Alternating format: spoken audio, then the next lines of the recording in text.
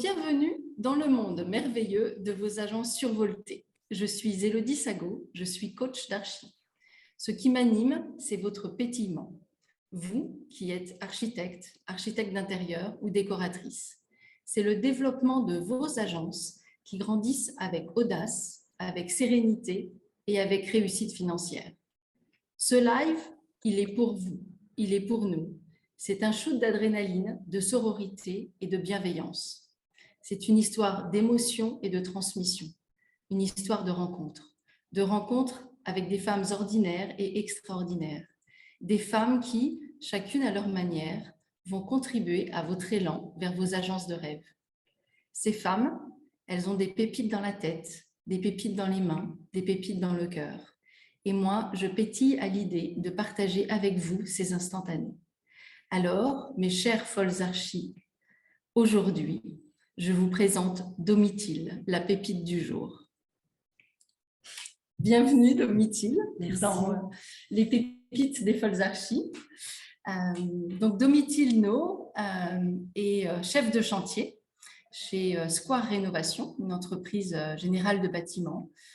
Donc c'est une femme dans un milieu très masculin et j'ai rencontré Domitille grâce à une étudiante qui est parmi nous aujourd'hui. Donc, merci Clotilde d'avoir permis cette rencontre. Et voilà, il y a des rencontres clés et je pense que la rencontre avec Domitille en fait partie. Et elle est également du coup enseignante dans la formation en archi d'intérieur à l'ISA, la formation pour adultes. Donc, j'avais très envie de vous faire partager cette pépite parce que son expérience et sa vision du métier sont, je pense, vraiment passionnants. Et puis, parce que j'ai vraiment à cœur de mettre tout en œuvre pour pouvoir vous aider à développer vos agences. Et pour les Parisiennes d'entre vous, je pense que Domitille et Square Rénovation, c'est un contact chaud bouillant pour vos chantiers qui pourrait être vraiment intéressant. Donc, il y a le métier, la personnalité de Domitille et puis un intérêt business qui peut clairement être là. Donc, Domitille, bienvenue. Présente-toi, quel a été ton parcours, qu'est-ce que tu fais, voilà, dis-nous-en un peu plus sur toi. Alors, mon parcours, assez, on va dire, éclectique, atypique, parce que je voulais être commissaire-priseur. Et puis, j'ai raté mon droit. Je suis partie aux États-Unis. Je suis rentrée dans je voudrais être archi d'intérieur. Je me suis inscrite à Penningen. Et puis, bon, je n'avais jamais fait de dessin de ma vie. C'était super dur. Et finalement, j'ai trouvé une école d'expertise en mobilier objet d'art. Donc, je revenais à mes premières amours plus proches voilà, des commissaires-priseurs. Et je ne sais pas comment, finalement, je me suis retrouvée dans l'événementiel. Alors, pour des salons d'art spécialisés dans le XXe siècle, mais j'ai fait, du coup, 7 ans d'événementiel. Ça m'a appris beaucoup de rigueur, de travailler en rétro-planning, de travailler en équipe, d'être capable de faire un management transversal, ce qui aujourd'hui, en fait, sont complètement mes atouts en tant que conducteur de travaux. Et depuis 3 ans, presque et demi, j'ai rejoint l'équipe de Square Rénovation, voilà, qui ont eu la gentillesse, je ne sais pas, qui ont su voir quelque chose et qui ont su repérer justement toutes mes petites compétences que j'avais grainées durant mes différentes expériences pour en faire un bon conduit. Je pense que je ne suis pas mauvaise. En tout cas, je me défends en tant que seule femme dans une équipe où on est 8.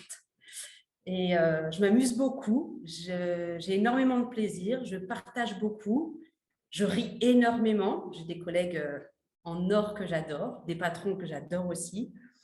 Donc voilà, une vie épanouie dans ce monde d'hommes, mais finalement, j'y trouve ma place avec mon caractère de cochon et toute ma féminité. Super. Et alors, ça me vient tout d'un coup, en t'écoutant, je me disais, mais c'est quoi la différence? Et est-ce qu'il y en a une? J'en sais rien, en fait, c'est une question complètement ouverte, entre chef de chantier et conductrice de travaux, et conducteur de travaux. Il peut y en avoir. Nous, on est vraiment Normalement, le chef de chantier ne conduit que les ouvriers. Il a ce côté vraiment pur chantier. Moi, j'ai un côté un peu plus transversal, donc je vais moins être typiquement derrière. Moi, je vais travailler vraiment en collaboration avec le chef de chantier. Mais je vais vraiment avoir cette relation soit avec les architectes, soit avec directement les propriétaires, les clients, avec les fournisseurs. Voilà, j'ai vraiment cette relation très transversale. Ok. Et après, dans l'équipe, il y a un chef de chantier qui pilote le chantier et qui pilote les ouvriers. Voilà, ensemble en fait, en espèce de binôme. Mais c'est vrai que les gars en tant que tels, moi je pense que je les appelle les gars, je ne sais pas pourquoi, c'est un vieux tic que j'ai pris, c'est souvent mes gars. Non, mais je suis très fière, en général, je suis hyper contente des gens avec qui je travaille, donc en tout cas, j'ai beaucoup de respect pour eux.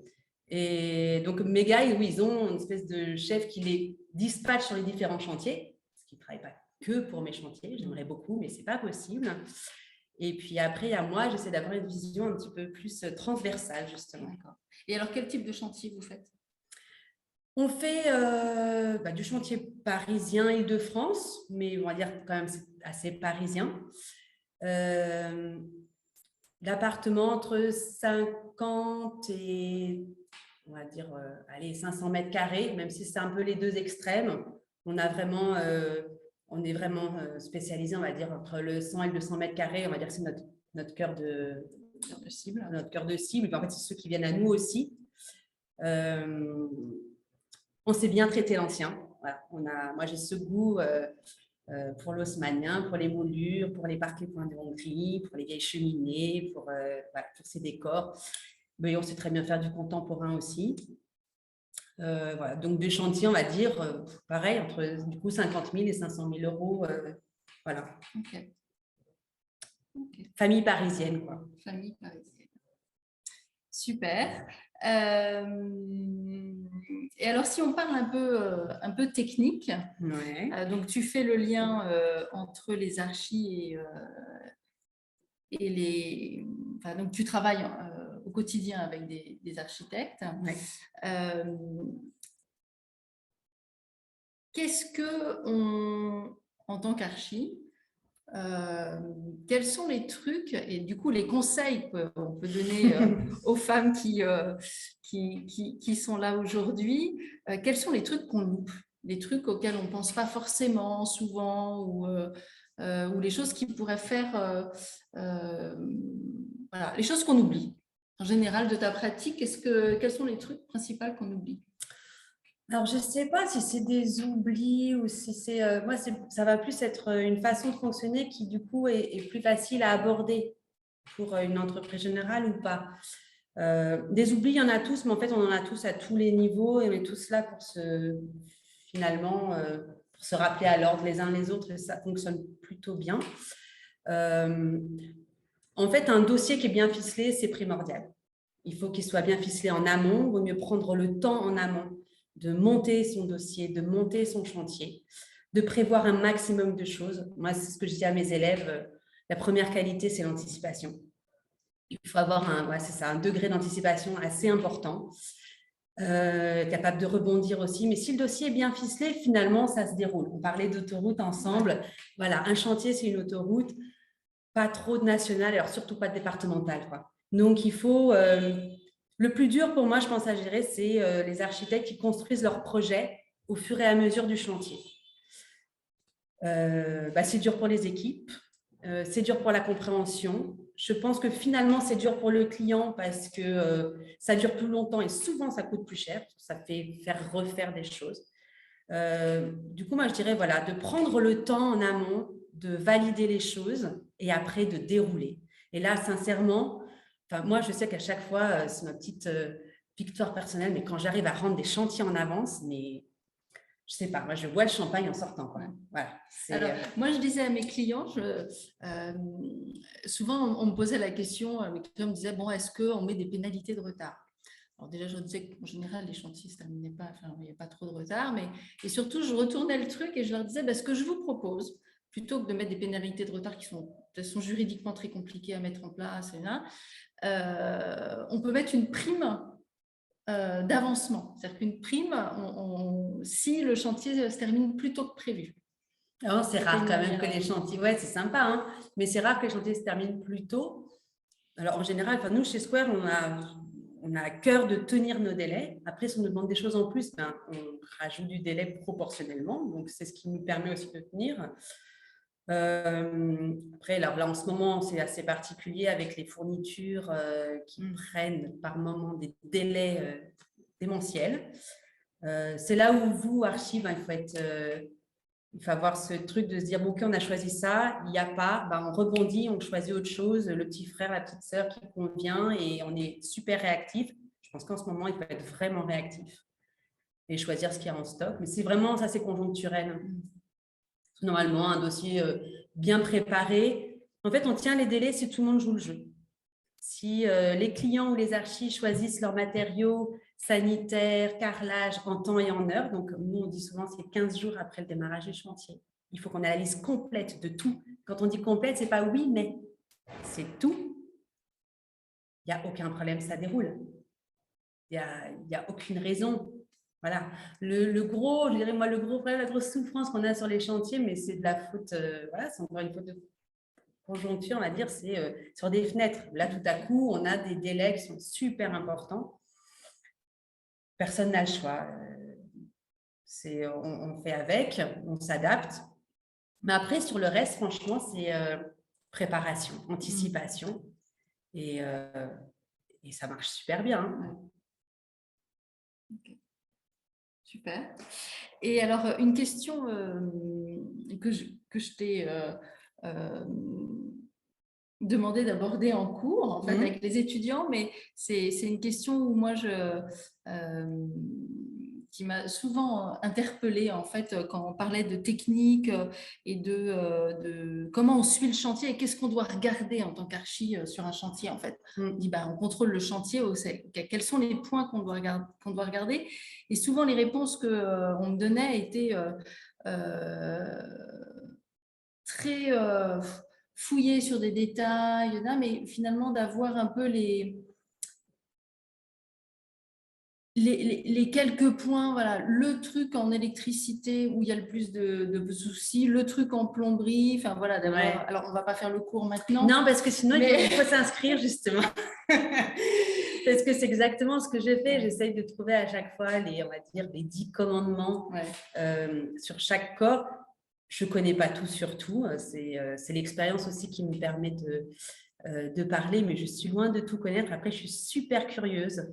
Et je pose énormément de questions aux différents artisans. Je le fais depuis longtemps, donc je peux encore me tromper. Hein, je me rends compte que là, j'apprends vraiment tous les jours. Mais d'être juste capable de regarder si le tableau électrique il est à peu près conforme, ça c'est facile. On prend la fiche du consuel, on regarde ça, c'est sur Internet, on regarde si c'est à peu près, on calcule. On voit si ça ne va pas aller ou si ça va aller. Finalement, ce n'est pas très compliqué. Il n'y a pas besoin d'être électricien. Je suis née en électricité. Mais je connais les principes de base. Je sais lire un plan. Je sais comment doivent passer les réseaux. Après, il ne faut pas tout me demander techniquement parce que je ne serais pas capable de le faire. Mais c'est souvent des petits points. Je dis, c'est ma petite critique aux archives, mais parce que je le retrouve quasiment à chaque fois, c'est les boîtiers sur une cloison des deux côtés. Des boîtiers qui font 4 ou 5 de profondeur sur une cloison de 7, non, ça ne peut pas se mettre l'un derrière l'autre. Il faut choisir. Alors, quand il y a des décors, il faut penser autrement. Voilà. Donc, ça, c'est des petits points pour moi, qui incombent complètement aux archives parce que ça vient dans la conception. Après, savoir si on met un 16 ampères, un 20. Bon, je pense que les électriciens sont très bien là pour ça. Il n'y a pas besoin. En plomberie, d'être capable de vérifier juste. Voilà, c'est pas faire. Je serais bien incapable de le faire. Moi, je suis la moins technique de l'équipe, mais finalement, je ne m'en sors pas moins bien que les autres, je pense. Mais d'être capable de savoir que le PVC qui a été mis correspond à l'évacuation, voilà, soit de la douche, soit de la baignoire. On n'a pas mis une évacuation de 35 pour une baignoire, par exemple. C'est absurde. Juste être capable de le voir, ça suffit. Et du coup, le fait d'avoir, on n'a pas forcément un conducteur ou une conductrice de travaux. Tu peux dire conducteur parce que pour moi, je ne le féminise pas. Okay. C'est juste un poste. Okay. C'est pas Donc, conducteur de travaux. Ouais. Qu'est-ce que, pour l'archi, en fait, ça change dans son quotidien, en fait, dans sa gestion du suivi de chantier, du fait d'avoir un conducteur de travaux ou pas? Alors, souvent, c'est ce que nous disent les archis qui bossent avec nous, c'est qu'on est un super soutien technique pour vous, en amont et sur le chantier. Du coup, après, vous n'avez plus qu'à vous préoccuper vraiment, on va dire, d'un côté un peu plus esthétique, et puis de la relation et validation client. Vous avez beaucoup moins à vous préoccuper de justement de comment on va passer ci et ça. Moi, je raconte toujours aux archis tout ce que je fais. Donc, mais après, le pourquoi du comment, en fait, si ça ne l'intéresse pas, voilà, on s'en occupe. On est là pour ça. Ça permet de se décharger en fait de cette partie-là. Après, nous, on a aussi un truc en plus, c'est qu'on fait des comptes rendus. Donc, en fait, l'archi peut s'appuyer complètement sur les comptes rendus hebdomadaires. Voilà. Mais ça, je ne sais pas si c'est tout le monde. En tout cas, c'est propre à Square, c'est sûr. Donc, et ça peut aider. Ça me fait penser, vous intervenez sur des chantiers où il y a d'autres entreprises? Parce que le compte rendu de chantier, nous, on le fait, il y a tous les intervenants, en fait. Non. Ou est-ce que, parce que je sais qu'il y a des entreprises de travaux qui ne travaillent que s'ils sont tout seuls, en fait. Alors, on va dire pour tout ce qui est la base, électricité, plomberie, plâtrerie, peinture, ça, voilà. Après, si les clients, les archis veulent faire venir leurs menuisiers, c'est spécifique. Leurs climateux, c'est très spécifique. Voilà, des choses vraiment spécifiques. Leurs cuisinistes. Ok, ça c'est possible. En fait, ça s'incorpore plutôt bien. C'est-à-dire qu'on prépare, on leur laisse, on s'en va, on leur laisse les lieux. Ils font. Si on doit réintervenir après, on revient. Mais voilà. Mais c'est vrai que non, sinon, nous, on est entreprise générale, donc si on nous demande de ne plus être générale, on n'a plus vraiment intérêt à nous choisir, quoi. Ok, super. Et de ton expérience, puisque tu as des chantiers avec des archives, des chantiers en direct avec le client, qu'est-ce que ça change pour toi? C'est quoi la différence entre un… Et l'arrière-pensée de ma question, c'est à quoi sert l'archi en fait? Quelle est notre valeur ajoutée pour vous de votre côté en fait? Ça va dépendre de comment est on va dire, câblé, ça c'est une façon le client. C'est-à-dire qu'il y en a qui ont cette faculté à prendre des décisions, à savoir, même dans un domaine qu'ils ne connaissent pas trop, à être super réactif. Anarchie, ça prépare le chantier, c'est tout. Enfin, c'est prêt, c'est carré, on a des plans, on a des listes, voilà. Et puis, je pense qu'il apporte au client cette petite dimension qu'on n'aurait pas tout seul. C'est-à-dire que moi, malgré mes études et mon travail, si j'avais à refaire un appart, je prendrais un archi. Je veux ce petit truc en plus auquel on n'aurait pas pensé. Voilà. Et du coup, quand il n'y a pas d'archi, c'est vous qui faites les plans, on ne fait pas vraiment, non. On fait pas des plans techniques. Nous, on fait des plans pour nous aider. C'est-à-dire que oui, je fais mon plan électrique, parce qu'il faut bien que l'électricien soit capable de me passer mon réseau. Je fais des plans, on fait des plans assez sommaires, mais c'est plus pour nous aider dans notre travail que pour des validations clients, de restructuration, de choses comme ça. Il va nous dire j'ai envie de ça et on va s'adapter, mais on ne va pas être nécessairement, alors c'est pas tout à fait vrai ce que je dis, mais ça c'est la déformation déjà d'un des deux patrons qui adore faire ça, moi parce que je faisais avant aussi, mais sinon on est entreprise générale, on est exécutant, voilà. Donc on aide quand il n'y a pas, mais on se substitue pas, pas du tout. Okay. Et alors, chacun sa place. Moi, je trouve que le respect de chacun des métiers, on fait des métiers différents et c'est important. Okay.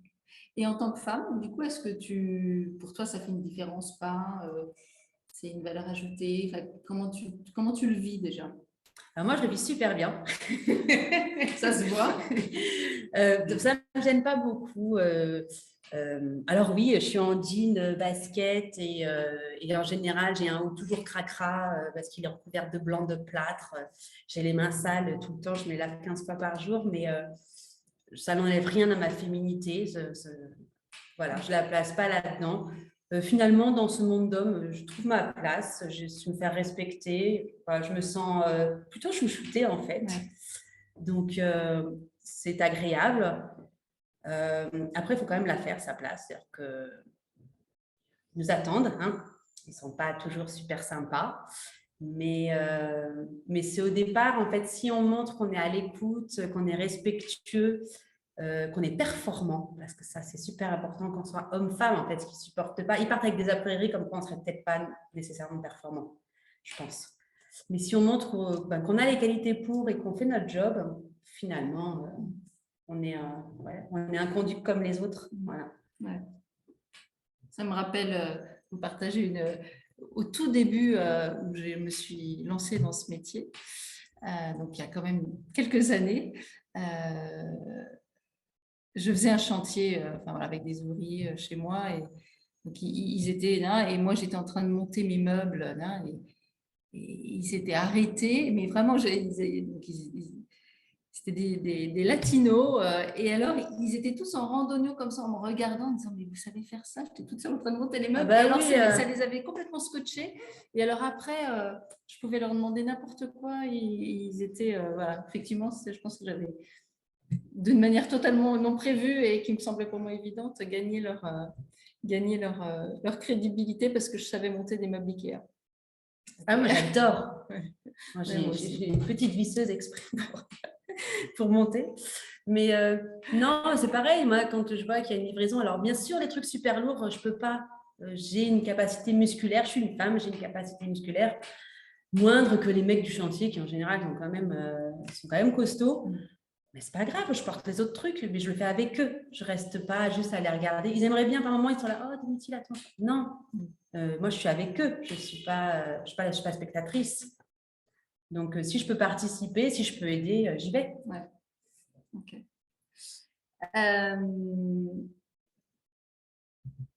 Est-ce que dans ta relation avec les archis, tu as commencé à dire quelques pistes, quels sont les bons ingrédients pour que la relation se passe bien de part et d'autre?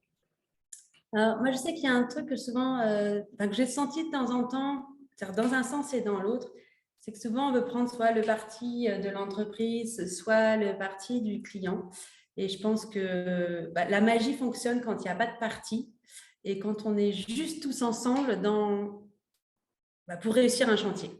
Voilà. Et que non, on n'est pas là pour défendre son client. Moi, je ne suis pas là pour défendre, non, je suis juste là pour défendre un chantier. Et quand on fait ça ensemble, ça marche trop bien. C'est un bonheur, mais je pense que c'est un bonheur pour tout le monde. C'est partagé. Même les clients disent « Ah, cette facilité, cette complicité ». Ils appellent ça la complicité, hein, j'ai déjà entendu. Ça rend finalement… Un chantier, c'est dur. Il ne faut jamais l'oublier.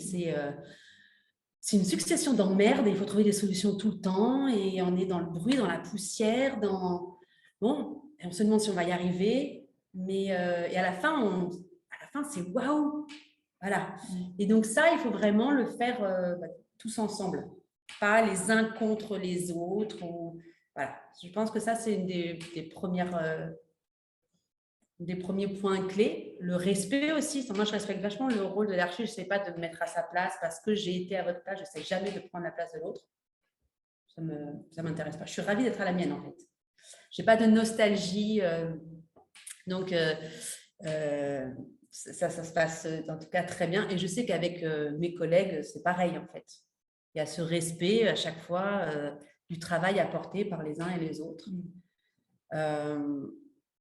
Après, bon, comme je disais, l'anticipation, c'est-à-dire la magie fonctionne quand le dossier est bien ficelé, qu'on ne change pas d'avis tous les 4 matins, qu'on ne revient pas sur ce qu'on a décidé, validé. De toute façon, si on l'a validé, c'est que c'était bien. Donc, autant rester sur cet axe, quoi. On n'est pas obligé de revenir à chaque fois sur son idée. Voilà, c'est 2 points super importants, l'écoute et la curiosité. Ouais. Ouais, je pense une fois qu'on a un peu… alors après, même si on est un tout petit peu moins, on va dire, organisé sur les plannings, en général, quand on a un conduit comme moi, bon, je recadre. Mais après, moi, je suis foutue comme ça. Je suis un peu psychorigide là-dessus. Bon, je ne sais pas si c'est toujours une qualité. Mais Mais si on a déjà les qualités que j'ai énoncées avant, ou si on a envie déjà, ça fonctionne. Ouais. Okay. Et après, quand il y a des beaux projets, il y a des archis qui arrivent avec des trucs. C'est canon, ça fait rêver, on se projette.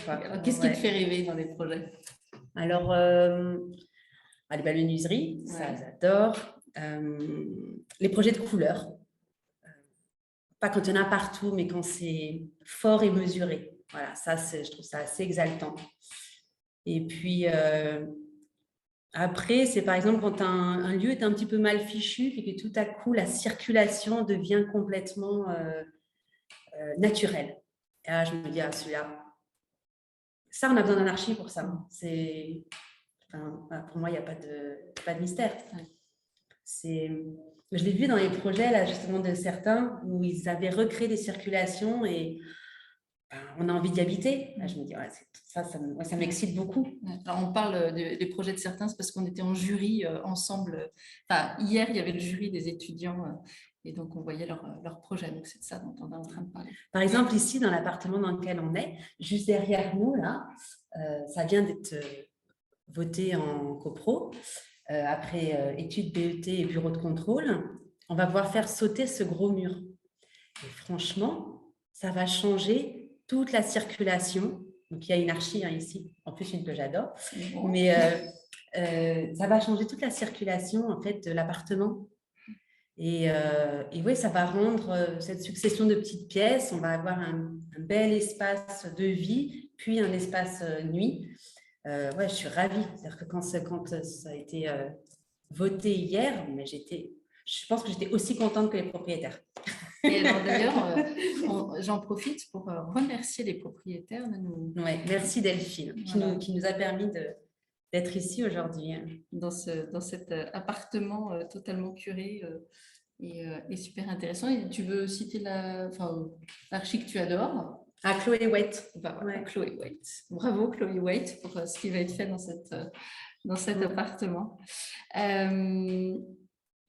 Donc moi, parce que alors je dis quand je mélange un peu mes activités, mon activité de passer de chantier, mais maintenant j'ai arrêté les chantiers et donc j'ai vraiment à cœur, je coach et j'accompagne des femmes, qu'elles soient architectes, architectes d'intérieur ou décoratrices, à développer leur agence, vraiment à décoller parce que j'ai vécu moi-même toutes les difficultés de ces métiers et je vois plein de femmes qui sont hyper talentueuses, mais qui rencontrent à un moment des questionnements qu'elles se posent et en tout cas qui ont du mal à vraiment aller vers la croissance et à développer leur agence. De ton expérience, et du coup tu côtoies plein d'archis, que ce soit hommes ou femmes, quel serait le conseil ou les conseils que tu pourrais donner aux femmes archi pour développer leur agence? Alors, moi, je l'ai fait pendant presque 10 ans à mon compte. Et donc, je sais comme c'est dur. À la fois, c'est cette liberté. Moi, j'avais mes enfants en bas âge. Ça m'a permis de tout concilier. Donc, j'ai eu à la fois cette vie professionnelle très épanouie et en même temps, ça me permettait d'être quasiment une maman, on va dire, à plein temps. Donc, j'ai adoré ça. Mais moi, j'ai souffert d'un sentiment de solitude très fort. Et c'est pour ça que je suis ravie de faire partie d'une équipe aujourd'hui. Parce que je pense qu'il faut se réunir, en fait. Il faut échanger sur nos projets. Alors moi, j'avais la chance d'avoir ma petite sœur qui est architecte d'intérieur, qui est diplômée de l'ISA, donc elle qui est vraiment architecte d'intérieur, qui habitait pas loin de moi. Et quand je saturais sur un projet, une idée, je pouvais échanger avec elle. Voilà, j'avais cette possibilité de partage. Je pense que quand on est tout seul, c'est un point de vue personnel, mais je pense que c'est compliqué. Donc, se réunir par 2 ou par 3 ou plus, mais c'est ça qui permet aussi de grandir. Parce que quand on est aussi à son compte, il faut être donc archi, il faut faire le suivi de chantier, il faut être comptable, il faut faire le marketing, il faut tenir son site internet, il faut tellement de casquettes que finalement, ça devient compliqué. Notre vie à nous, elle existe aussi, pas qu'à travers nos métiers. Et voilà, donc je pense de s'entourer, de se réunir, de pas toujours vouloir commencer seul, oui, mais essayer de, voilà, de créer une petite boule qui devient, voilà. Je ne crois pas qu'on devienne un grand archi tout seul. Ok, super. Voilà. Et d'ailleurs, on verra, on annoncera peut-être, Domitil annoncera peut-être quelque chose, On verra. un sujet Non, peut-être pas dans ce genre, sens-là. on verra. verra peut-être pas maintenant, mais oui, on a des projets dans ce sens-là, mais auxquels je crois profondément parce que je pense on a besoin de travailler ensemble.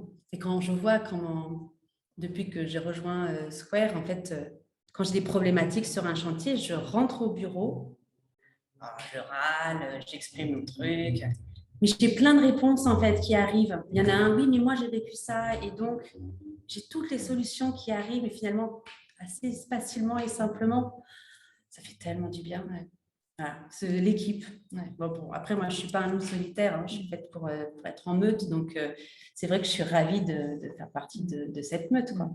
Mais ce que tu dis, ça fait vraiment écho à ce que je vis avec les Impala, en fait, que j'accompagne, où bien sûr, c'est un accompagnement voilà, individuel de chacune, mais c'est aussi beaucoup un réseau de partage, d'échange.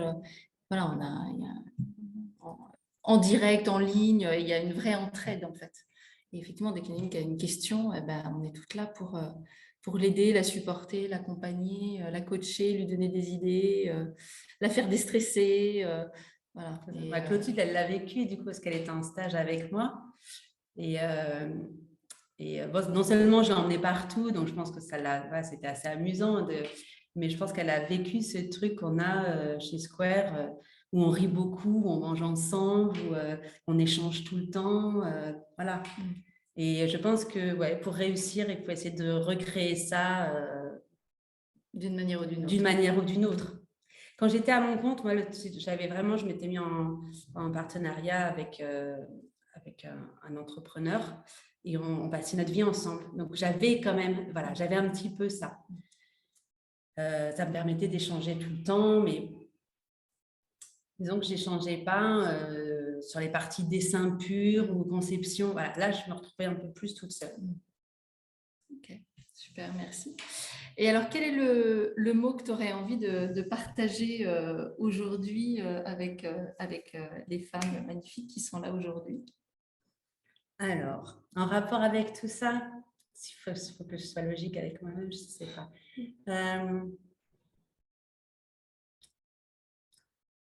Non, j'allais dire un truc, mais ils vont se moquer de moi après au bureau.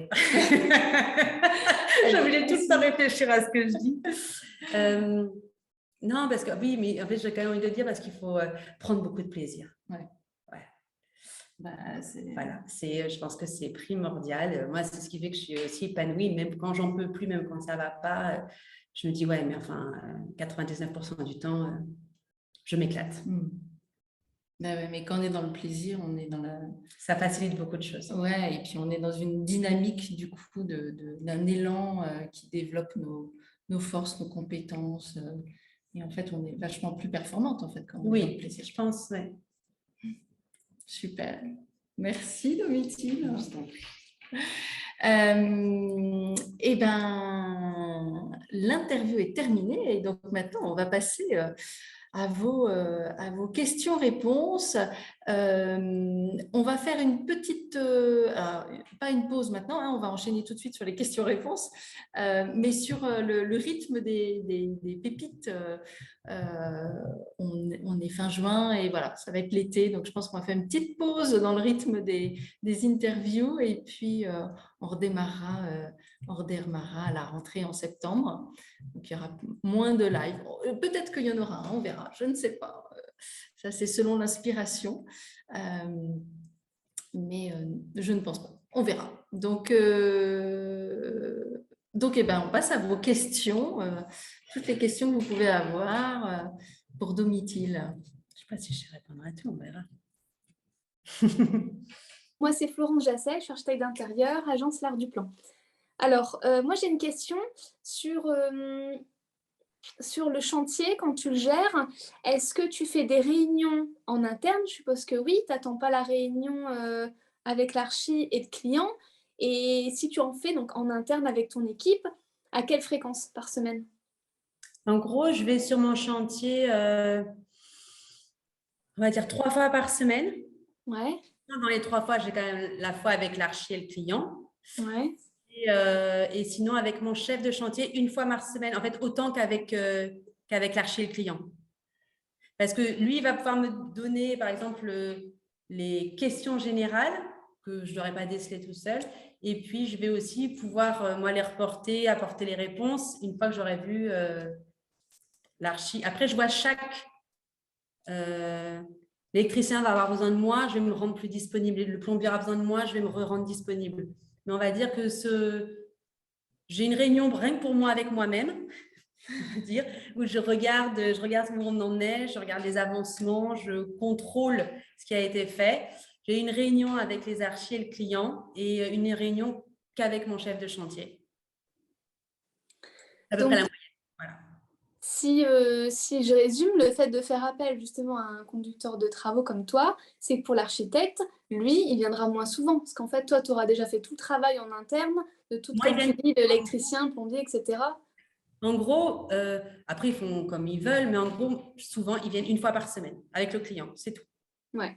Et vous Toi, tu faites auras déjà fait en interne. les semaines. Moi, on fait venir les clients toutes les semaines, oui. D'accord. C'est des questions qu'on se pose hein, aussi avec Elodie. Moi, je me dis que je passe trop de temps sur les chantiers, j'y vais trop de fois, j'y vais trop. Je me pose beaucoup de questions parce que là, je suis en train de réduire mes fréquences et finalement, ça se passe bien. Donc, j'avais besoin aussi d'avoir votre retour d'expérience sur votre présence sur le chantier. Est-ce qu'elle est omniprésente ou pas? Voilà. Non, moi, j'ai souvent des clients qui me disent, vous passez tous les jours? Non, je ne vais pas les regarder, je ne vais pas les tenir le pinceau derrière le peintre. Enfin, non, d'un moment, je donne des instructions et je viens vérifier que tout s'est bien passé et que c'est conforme à ce qu'on a demandé tous. C'est-à-dire que l'archi, le client et moi, on a demandé quelque chose, mais je les laisse bosser en fait. Après, moi, j'ai la chance, je les connais. Donc, je sais aussi comment ils travaillent, j'ai une confiance. Voilà. Oui, Et je sais que si jamais il y a un truc, mais j'ai un petit WhatsApp direct, Domitil, est-ce que tu peux venir? Et là, je me rends disponible. Mais ça, c'est mon rôle justement de conduc.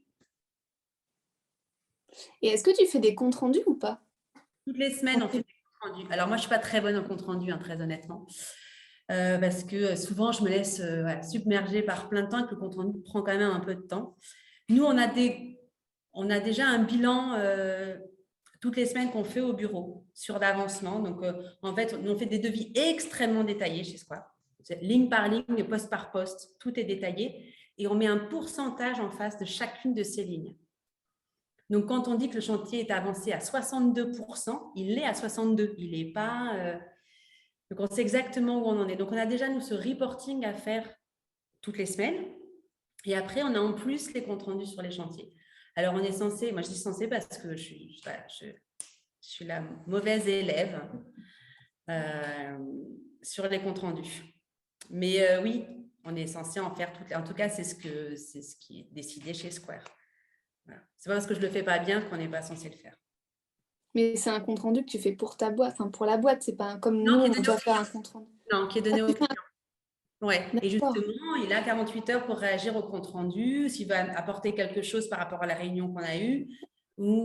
Après, ce qui change beaucoup, je trouve, maintenant, c'est que c'est le WhatsApp qui a un peu changé aussi, parce qu'avec les clients, on a des petits groupes avec le client. Quand on prend des décisions sur le chantier, en fait, on les WhatsApp tout de suite ou des interrogations, et puis eux, ils nous répondent dans les 24 heures sur les WhatsApp. Ça complète. Je ne dis pas que ça remplace, parce qu'après, il faut retrouver le déroulé des WhatsApp. Mais c'est une nouvelle façon aussi d'avoir des traces de tout ce qui se dit en réunion. Donc là, sur le chantier où vous êtes là actuellement, il y a une archi. Donc ça veut dire que le client, il a 2 comptes rendus. Il a le tien plus celui de l'archi. Je ne sais pas, l'archi, il ne le fait pas toujours, je pense, du coup. Parce que ouais, j'allais dire, si ça fait beaucoup de travail.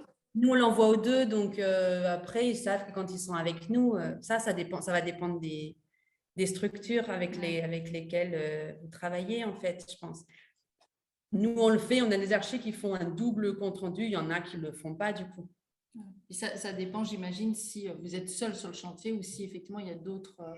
Ah, c'est ça. Par contre, moi, je fais… compléter avec les autres corps de métier. Moi, je fais le compte-rendu que pour la partie Square Rénovation. Je ne vais pas faire le compte-rendu pour l'entreprise concurrente. Concurrente. En fait, moi, je suis partenaire, une autre entreprise qui moi, je suis conducteur de travaux pour les travaux que je fais, pas pour les travaux que je ne fais pas. Non, mais je comprends bien, mais sur le chantier, effectivement, peut-être vous n'êtes pas ferronnier d'art. Enfin, je veux dire, donc s'il y a un autre intervenant qui va me poser une verrière, par exemple, en ferronnerie, c'est clair que tu ne vas pas mettre… Moi, je les pose, les verrières. En fait, on s'en occupe. Nous, on est capable de s'occuper de tout. Après, si l'archi veut prendre d'autres prestataires pour des choses particulières, mais nous, on est capable de faire un chantier de A à Z. Donc, mais je vais pas entendre. Moi, je suis Square Rénovation, donc je ne vais pas commencer à m'occuper de ceux qui ne sont pas Square Rénovation. C'est soit je gère pas. Mais ça, c'est l'architecte. Ça arrive sur des chantiers, je ne sais pas, on va prendre avec la clim. L'architecte ou le propriétaire a voulu passer par un autre. Alors, on va me donner des plans techniques, je vais faire en sorte de tout préparer, tout réaliser. Après, son intervention, ok, on le fait conjointement. Mais si c'est bien fait, mal fait et tout, ça n'intervient pas dans mes comptes rendus. Ah oui, non, je ne comprenais pas le côté concurrent. Mais oui, c'est parce qu'en fait, la clim, tu pourrais le faire, mais le client a choisi de prendre un prestataire avec d'autres garanties, j'en sais rien. Et on le fait très bien, on le fait en bonne intelligence, mais je ne vais pas reporter là-dessus. Ma réception ne sera pas dépendante de la… Oui, bien sûr. Voilà. Mais du coup, dans un cas de figure comme ça, par rapport au compte-rendu qui était une de tes questions, tu peux imaginer de prendre le compte-rendu de l'entreprise et toi compléter, exactement. Faire référence à ce compte-rendu-là et annoter le compte-rendu et compléter avec les autres éléments, en fait.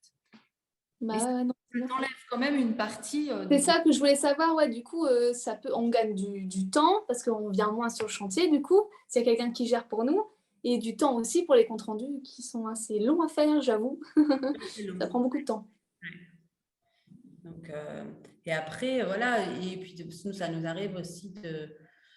si l'archi peut pas revenir, on se fait un truc téléphonique avant et je peux être le porte-parole aussi lors de la réunion. Voilà.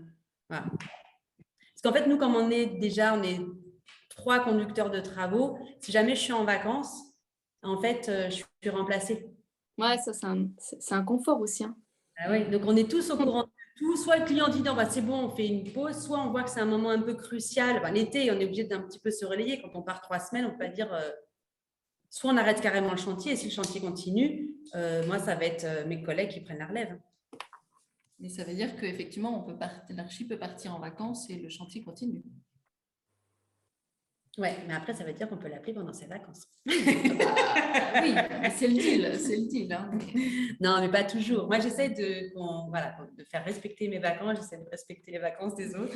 Donc, mais c'est vrai qu'au bout d'un moment, ça devient chronophage, on devient comme indispensable, mais c'est pas… Voilà, je pense qu'il faut savoir garder son énergie et garder du temps pour soi et pour autre chose. On se fait vite happer. Parce qu'on pense qu'il faut absolument qu'on soit partout. Mais finalement, comme vous le disiez, si on lève un peu le pied, on se rend compte qu'on est un peu moins présent, les choses fonctionnent quand même. Et je ne vais pas monopoliser la parole. Hein. J'ai encore une question. Vous faites de la sous-traitance. Pour moi, savoir, en fait, vous dites que vous avez une équipe, c'est-à-dire qu'au sein de votre… je ne connais pas Square Habitat, mais en fait, il y a un maçon, des électricien, etc. Et du coup, vous sous-traitez des postes, comme vous dites, par exemple, la verrière, ou vous avez vraiment tout en interne ? Non, on n'a pas tout en interne. On travaille alors sous forme de sous-traitance, mais vraiment sous forme de partenariat. En fait, c'est toujours avec les mêmes. Donc, si on est habitué, on ne va pas tout à coup… alors, on peut découvrir, hein, mais on fait des tests. C'est une société qui existe depuis un certain moment. Et du coup, on a vraiment un rapport de partenariat. Et ça veut dire pour les assurances, alors qu'on passe… les fenêtres, c'est toujours la même entreprise. Voilà, on a vraiment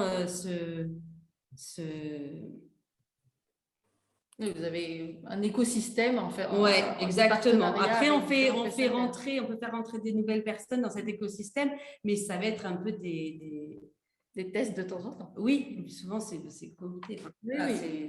C'est parce que vous savez que ça marche. Voilà. On a rencontré quelqu'un qui connaît très bien, on a vu le travail, on s'est dit, allez, ok, on va voir comment… Donc, c'est un vrai travail, on va dire, ouais, presque de réseau, en fait, mais qui permet une vraie confiance aussi. On ne se lance pas en disant, oh, tiens, on va prendre l'annuaire et puis on va prendre quelqu'un.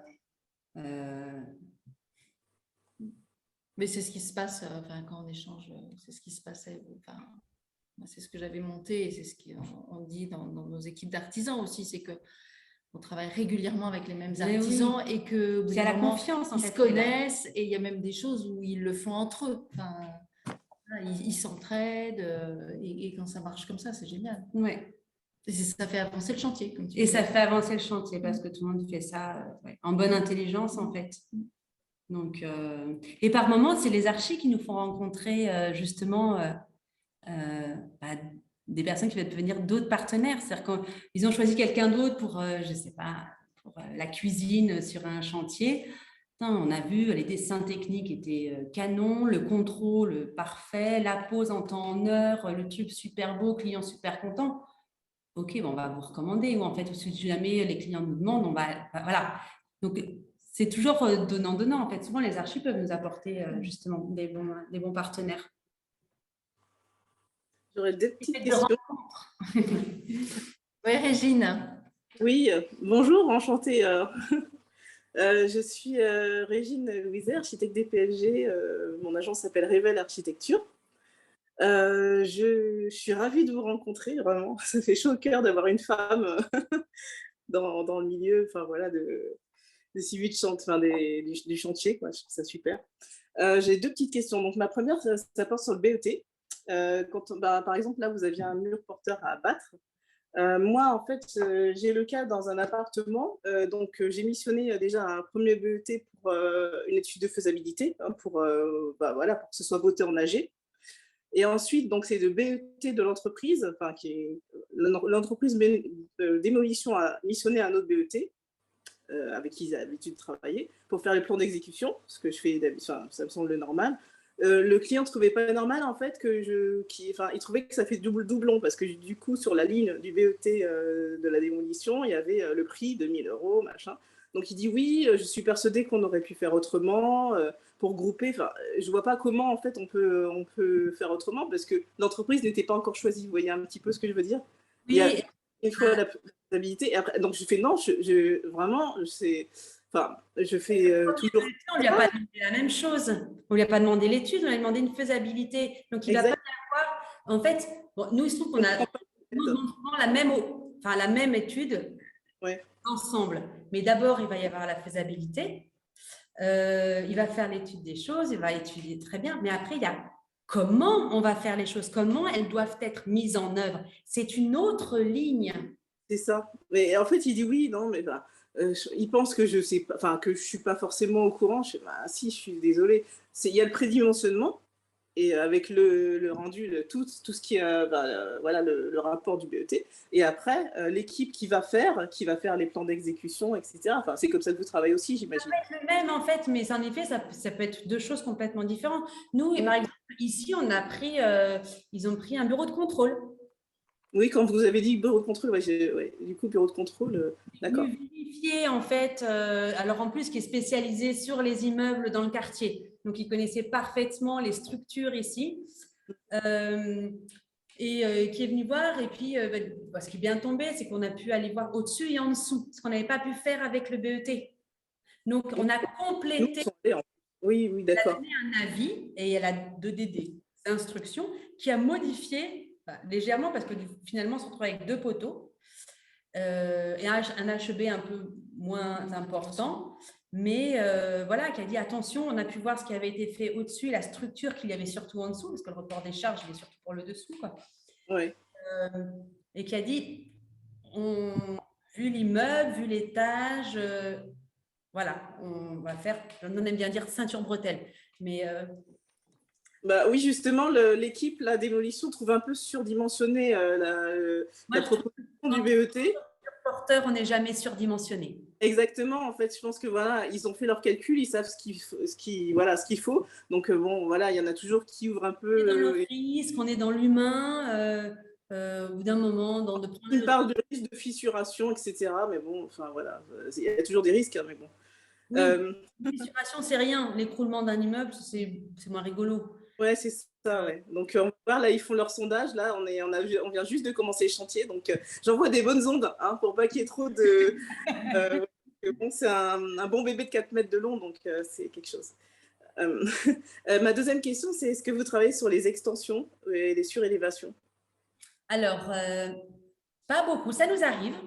On a 2 projets comme ça, on en a eu un à Neuilly dans le 15e, voilà. Ça nous arrive, mais on est moins interrogé pour ça. En fait, les gens nous appellent moins pour ça parce qu'on est vraiment spécialisé en rénovation. Ouais, puis c'est des projets qu'il y a moins dans Paris. Oui, je pense que c'est le côté Paris qui fait que Bah, oui, j'en ai un il y a petit. 20 000 fois sur lesquels on peut faire des trucs. J'en ai bientôt un petit peut-être qui va se débloquer là. Enfin, ça fait à peine 12 mètres carrés. C'est une extension, enfin, c'est sur un immeuble, mais c'est une extension d'habitat aussi. Donc, je ne sais pas si ça, vous pouvez agir dessus, ça vous intéresse ou pas. Par exemple, nous, on ne va pas faire que ça. C'est-à-dire qu'on travaille sur des projets dans leur globalité. Oui, il y aura aussi l'intérieur. D'avoir un conducteur de travaux d'ailleurs aussi. Par exemple, on ne va pas juste faire une salle de bain. Nous, on vient rénover un appartement dans lequel il n'y a plus personne. D'ailleurs, il y en a qui disent oui, mais alors je vais changer de pièce. Non, on enlève tout, les gens, les meubles. Oui, c'est pas le cas. Et on fait. En fait, ça former tout l'intérieur, donc ce sera le cas. C'est un appartement qui va un petit peu, voilà. Voilà, mais un appartement, là, c'est assez rigolo. Dans le 16e, ils ont acheté un appartement à côté, ils gardent une partie pour leur appartement et l'autre partie va être en location. Donc, en fait, il faut que je retraite les cloisonnements entre, pas juste comme des cloisons, mais vraiment comme 2 habitations avec des compteurs différents, que j'aille repiquer l'électricité du bon côté. Voilà, super intéressant. Ça nous arrive de faire des trucs comme ça dans Paris. Voilà. Mais c'est vrai qu'on travaille, je veux dire essentiellement, parce que ça dépend aussi, mais on travaille sur un projet dans sa globalité. Voilà. Mais il peut y avoir une petite extension. On peut faire, on peut y aller, voilà. À Neuilly, ils ont voulu faire leur chambre avec la salle de bain, le dressing et le bureau au-dessus. Voilà, on a participé à ça. Okay. Donc là, il y avait un archi des PLG aussi. Enfin, voilà, dans ces cas-là, ce n'est pas juste un archi d'intérieur ou un décorateur qui peut le faire. Oui. Hein, chacun sa place. Ok, merci. Virginie. Oui, bonjour, je suis Virginie Odo, je suis architecte d'intérieur. J'ai travaillé avec Eudoxie, donc je vois. Moi, je suis à Versailles, en fait, et du coup, je voulais savoir si vous veniez jusqu'à Versailles, si c'est un beau 200 mètres carrés. Alors, j'ai pas de projet en ce moment, mais on ne sait jamais. J'ai envie de dire, en tout cas, on regardera. Alors, moi, je ne rentre pas en compte dans ce genre de décision. Moi, j'arrive après, en tant que conduc, j'arrive en deuxième partie. Après, et en deuxième patron, Florent, qui fait ça très bien, qui voit aussi la... Alors, sur le Paris-Ouest, pour nous, c'est quand même beaucoup plus facile, parce en fait, il se trouve que nos bureaux sont dans le 15e, et une bonne partie à vivre plutôt dans l'Ouest Île-de-France. Je crois que c'est de moins en moins vrai. Il y en a un qui vient de s'installer complètement au sud-est. Bon. Mais en fait, on essaye aussi de faire que pour le conduc, il n'y ait pas des heures de trajet. Parce que c'est des heures où on ne travaille pas. Enfin, on peut passer les coups de fil, mais c'est des heures où on n'est pas dans l'action, on n'est pas dans la réactivité qu'on aime avoir. Moi, c'est vrai que j'ai beaucoup de choses autour de moi. Je suis à maximum je suis en vélo électrique et je suis à maximum une demi-heure de tous mes chantiers. C'est-à-dire qu'on m'appelle, je débarque. Effectivement, Versailles en vélo, même en vélo électrique, une demi-heure, ça fait un peu. Après, on a aussi 2 voitures électriques, les Square Mobiles. On a des Zoé, donc ça nous permet aussi de faire des trajets plus longs parce que par moment, justement, il y a des projets super sur lesquels on a envie d'aller et qui sont un peu plus loin. Donc, je dirais que sur le principe, je ne vais jamais dire non. Et si c'est un beau projet et que ça a l'air enthousiasmant, ouais, bien sûr, je pense qu'on irait. D'accord. Bon, j'ai pas de projet comme ça, mais si jamais je proposerai. Mais tu vas bientôt l'avoir. Mais bien sûr, c'est pour ça que je commence à anticiper. Régine pourra témoigner du fait que les beaux chantiers arrivent. Oui, je me souviens.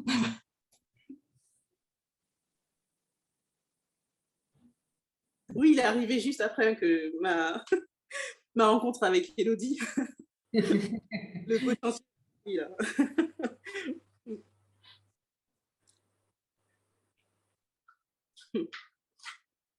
Est-ce que vous avez d'autres questions? Oui, vous avez une équipe de menuiserie sur mesure, de menuisiers? On en a plusieurs. En fonction, ça va dépendre un peu de ce qu'on nous demande. Ça va dépendre. On a travaillé avec 3 équipes différentes, mais ça va dépendre des projets, justement. C'est aussi notre force, c'est qu'on s'adapte et qu'on va proposer tel ou tel. On va essayer, nous, on est assez fort pour sentir les choses, dire non, pour ça, le projet, on a plutôt intérêt à aller par là. Voilà. Donc, oui, on sait répondre à ça. Très bien. On fait des trucs canons, franchement. Et Domitil me disait, alors, je ne sais plus si c'était juste avant l'interview ou pendant l'interview, mais que c'était une des choses qu'elle adorait, les menuiseries sur mesure. Ah ouais, ouais, c'est très, très beau. C'est-à-dire que moi, j'adore. La vue 3D, et puis que je vois que la réalité, elle est comme la vue 3D, moi, je trouve ça, ouais, c'est vrai que j'aime beaucoup. Ouais, c'est pareil. C'est un beau métier, quoi.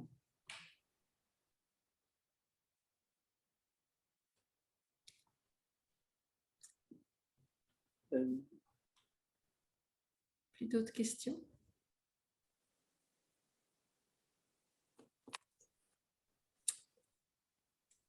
Eh bien, merci encore à vous d'avoir été présente en direct pour rencontrer Domitil. Moi, je suis ravie de vous avoir fait rencontrer cette femme.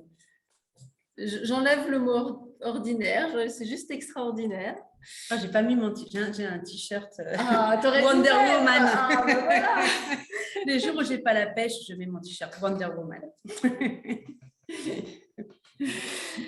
Et puis, pour les personnes qui verront cette interview en replay, et puis pour vous, voilà. À chaque fois qu'il y a une nouvelle pépite, on communiquera dessus, on vous préviendra. Donc, n'hésitez pas à vous inscrire pour vous abonner, pour recevoir en fait les informations sur les prochaines femmes que je vais interviewer. Voilà, j'ai plein d'idées, plein de contacts de femmes d'univers très, très divers, mais qui toutes vont pouvoir vous faire avancer sur le développement de vos agences. Je vous dis au revoir et puis à très bientôt. Au revoir. Et au revoir. Au revoir.